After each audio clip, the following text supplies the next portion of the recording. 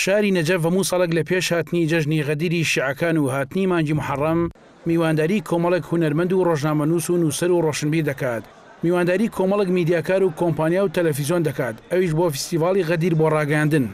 ئەم فیستیڤاڵە لەم شارە گرنگی خۆی هەیە، سوودێکی دارایی باش دەدات بە شارەکە و خەڵکیی زۆریش ئاشنا دەبن بە شوێنەوارە مێژوویەکانی شارەکە و دابوونەریتی خەڵکی ناو ئەو شارە شیعانشینە.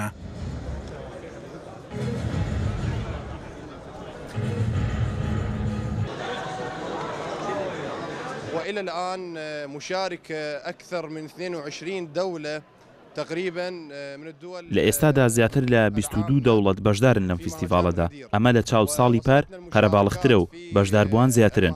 250 لایەنی نێودەوڵەتی و ناوخۆیی بەشدارن بەکاری هونەری. وە لیژنەی پەیوەندیە گشتیەکانی کەناڵی غەدیر کە خۆم بەرپرسی ئەو بەشەم، داوەتنامەمان بۆ سەرجەم کەناڵەکانی ڕاگەیاندن و کەسایەتیە هونەری و ڕۆشنبیریەکان ناردووە و ئێمە لە پێشوازی و خزمەتکردنی میوانەکانماندا بووین. شەو و ڕۆژمان خستۆتە سەریەک بۆ سەرخستنی فیستیڤاڵەکە. الكبار من العرب وإلى الدعوات الشخصية حماية المقدسات، حماية الوطن وأعراضنا. نعم، يعني مهرجان بهذا الحجم وبهذا الحضور أكثر من 650. ئەم فیستیڤاڵە بەو شێوە گەورەیە کە زیاتر لە 650 کەسایەتی هونەری و ڕۆشنبیری و ڕاگەیاندنکار بەشدارن تێیدا و خەڵکانێکی زۆر بەشدارن لە یەکەم ڕۆژەکەیدا. شایەتی ئەوە دەدات کە فیستیڤاڵێکی نێودەوڵەتیە و ئەو هەموو بەرهەمە تەلەڤیزیۆنی بەشداری کردووە کە زۆرینەیان باز لە شەڕی هێزەکانی عێراق دەکەن لەگەڵ گروپی تیرۆریستی داعش.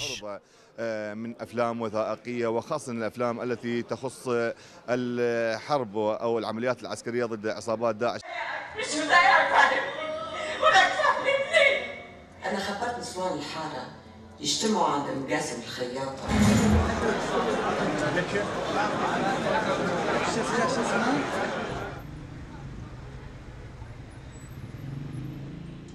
ساڵانە شاری نەجەف جگە لە زیارەتکارانی مەزارگە پیرۆزەکانی شارەکە ئەم جۆرە فیستیڤاڵانەش جوڵەیەکی دیکەی بازرگانی دەدات بە شارەکە.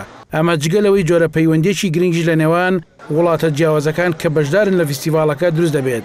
بەشێک لە بەشداربووانی فیستیڤاڵەکە کە وەکو میدیاکانی کورد بەشدارن دەڵێن حەقە لە کوردستانیش بیر لە هاوشێوەی ئەم فیستیڤاڵە بکرێتەوە و تاکو جوڵەیەکی بازرگانی و جوڵەیەکی ڕۆشنبیری گرنگ ڕووبدات لە کوردستان و ئاشناکردنی دابوونەریتی کوردەواری بە وڵاتانی دنیا و میدیاکاران و هونەرمەندانی وڵاتانی جیهان.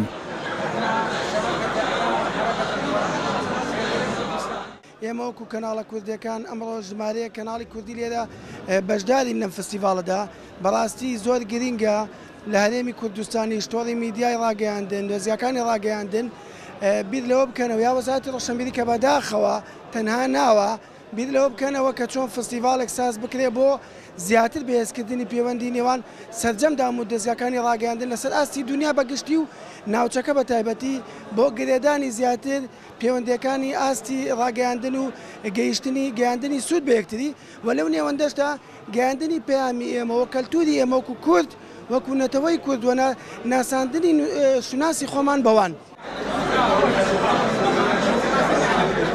میدیای گۆڕان 3 ساڵە بەشداری فیستیڤاڵی غەدیر دەکات بۆ ڕاگەیاندن بە چەندین بەرهەمی دۆکۆمەنتاری و بەرنامەی جیاواز. ساڵانەش سوپاسگوزاری فیستیڤاڵەکە وەردەگرێت. فیستیڤاڵی ئەم ساڵ بە بەشداری زیاتر لە 600 کەسایەتی و هونەرمەند و کۆمپانیای ڕاگەیاندن و تەلەڤیزیۆن و سایتی ئەلکترۆنی ئەنجامدرا.